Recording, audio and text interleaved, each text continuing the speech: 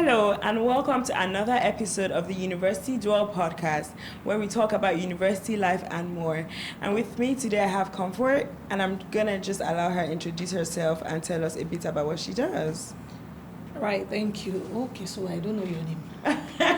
My name is KG, and you can look at me. Don't worry, I'll be your camera. Oh, okay. Yes. So, hello, KG. My name is Comfort Aruosa Osewege. I'm the Chief Dealmaker, Founder and CEO of Duel Nigeria. Okay, I know that's right. Yes. So we want to talk about. Oh, thank you. Right. We want to talk about if university tuition should be cheap. And so, for context, let's put it into two sides. We have the public schools, we have the private schools. For example, I was talking to a bunch of the students on the show, and I was like, do you think that public schools are better than private schools? Because people always kind of shade private schools that they're just like glorified secondary schools. And a lot of the students there were like, no, that's not true, that said people are speaking from a place of lack. That's how they put it. And that the thing is that private schools, they invest more money, and so they get more value, and as it were, return on investment and more comfort. But then some people would even then argue that it is the lack of comfort which is representing of the society that we live in that makes the public school students do better than the private school students. Yeah. So, with Nigeria, which is the context that we all live in, strikes are such a thing, and it's a money thing. True. We don't have lecturers are being forced to teach a class of 1,000 students. They don't even have microphones. There are no spaces for the students to sit. So there are a lot of people entering schools. There's no way to kind of gauge it. Yeah. But at the same time, you also want a huge population of a huge percentage of your population educated. Absolutely. So, what are your thoughts? Okay, for me, I'm a product of public school from primary to All the way university. And I think that education should be cheap. Yeah, it should be made affordable, because somebody like me wouldn't be here today if it wasn't cheap. Now, it was not like my parents had the money to send me to school, even though it was public school. It was also super difficult for them. Doing that. Extremely difficult. I had a very fantastic situation when I was growing up. My dad was ill, 7 years. So all through secondary school, up until SS3, he was ill. So he died around the time I was in SS3, before the WAEC exams. And even though it was just 750 naira for WAEC, my mom couldn't afford it. Wow. It was cheap, really. Yeah. It wasn't so expensive. But imagine that it was free. My class teacher saved the situation and paid my WAEC fees. Oh, God bless. Right. So I'm of the opinion that schools should be made free, especially at secondary levels. Okay, how about universities? When you come into the university, I would rather prefer that university alumni and ultra high net worths, and we have a lot of them in Nigeria, should create like a sinking fund. Okay. To ensure that smart children and forward-looking young people that want to go to school and have a university education can have it. Even if they can't pay for it. Afford it. Even if they can't afford it. Some can afford, some may be a percentage of it. But let everyone that wants to go to school have the opportunity to go to school. I'll tell you why that's important. I started an MBA with a university in the UK, and I was working, and I couldn't pay at some point because I had all the situation that came around, health issues, and I had to divert. Yeah. But guess what? The school called me, asked me why I wasn't meeting up with my payments. And I explained. And they said, okay, you can go on. Oh, there's a fund that covers it. I was shocked. And yours truly, I did up to certificates, and then I thought, you know what? Because I just thought, okay, I couldn't go on with meeting with academics, but it wasn't because of payments. So if there are other opportunities, there are so many of these opportunities out there in more advanced nations and countries. I think Nigeria also can do that. Can do that. Yeah. Okay, so let's get right into the meat of the matter. And I like that you're an investment banker, so you're probably a numbers person. And you mentioned a word that's very key, which is sustainability. Yeah. And just the reality of maintaining said structures that we need. Because as it were now, in a way, you can say that public schools in Nigeria are not expensive, even though it's still very subjective. I think they are not affordable. It's still very subjective True. and everything. But in a sense, they're definitely not charging an exorbitant amount of money if you even compare them to the private ones. Yes. But the point is that a lot of the issues that they have, they can tailor it back to the fact that they lack funding. And I like that you mentioned the seed funding thing, but how structural can that be? How arranged and organized that can that be, that it is a sustainable thing through generations? So that's the first thing.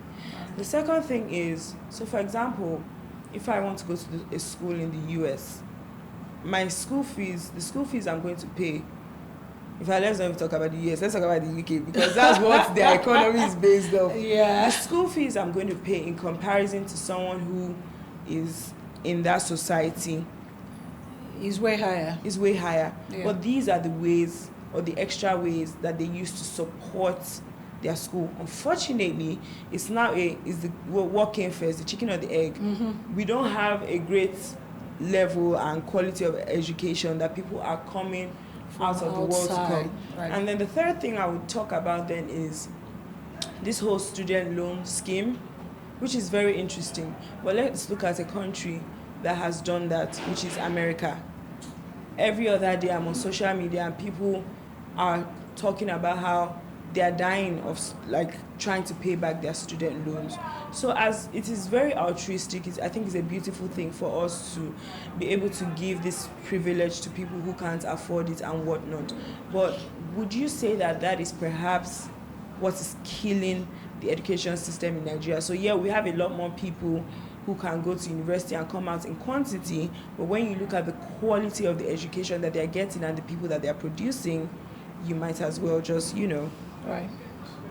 Thank you. I think that's a lot of questions, by the way. So I'm wondering which one comes first now. But let me speak to that disparity between the public schools and private schools, and what are my thoughts on sustainability in terms of if they get it cheap, Yes.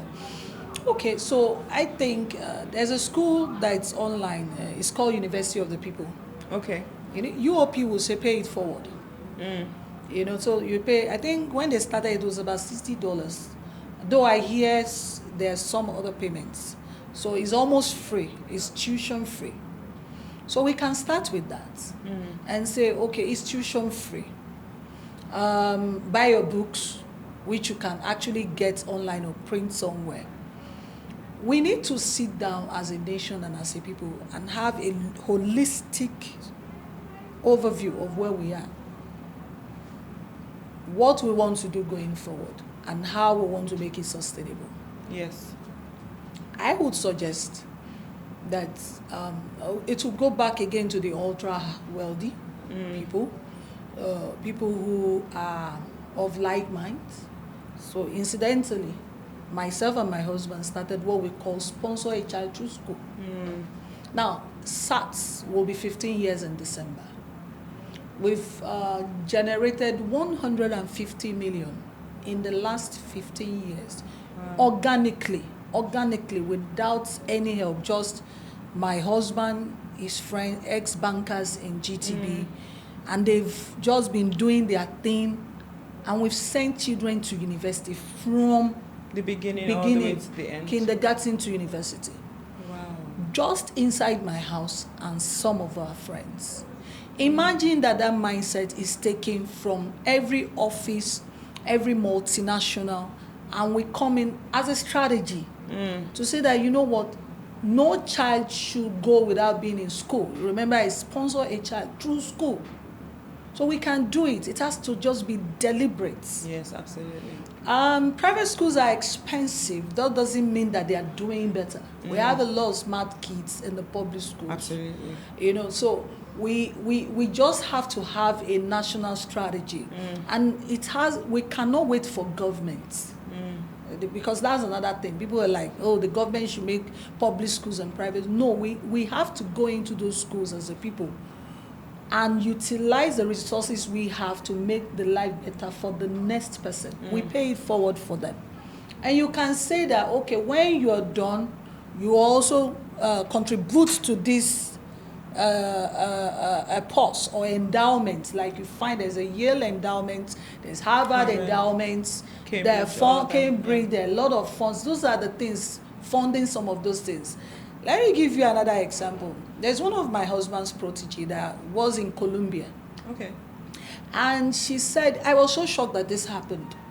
That so they were already on scholarship, you get. They were given like about $2,000 as stipends for aside school fees. They were all full scholarship, you know.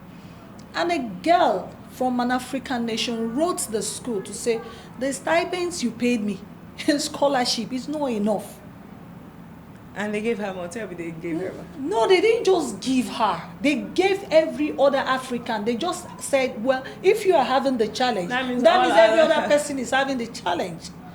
That had nothing to do with government. Oh, Jesus. It's just a decision that school had taken. Unilag has alumni.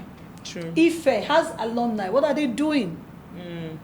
UNN has an alumni, very strong alumni. Some of these ultra-wealthy people are from there. They should set up endowments so that as we train these ones coming, they too train the other ones coming. So it's long. It's long and it's sustainable.